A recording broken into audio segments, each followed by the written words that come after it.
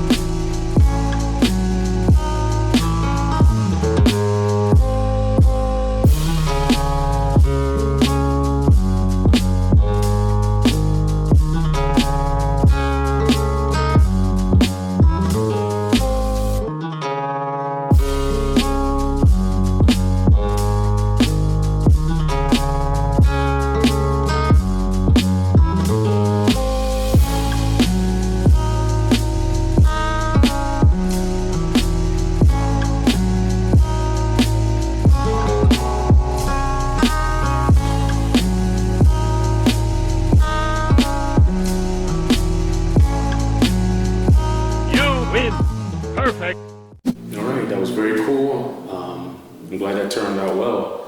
I'm really not an expert at drilling into, anything that's not direct wood or concrete or anything like that. So, kind of honing my skills with that. I forgot to mention, I salvaged this wood. It's just regular old lumber. If you got the coin and you want to grab some walnut, cherry, anything like that, yeah, you can do that as well. But I figure, just plain old shelves, just hanging up in my garage. Regular old, construction grade lumber will do the trick. So, all right, I won't keep you guys and gals. Just be safe. Nothing more to say. I'm out. I know we can't go back in time, but I wish I could rewind and get back all that money that I spent, every nickel and dime. Cause you a lie, oh you a front. You gon' say anything as long as you get what you want. Went and got yourself a new man. It ain't even been a month. I feel sorry for your boo, cause he don't know what he signed up for.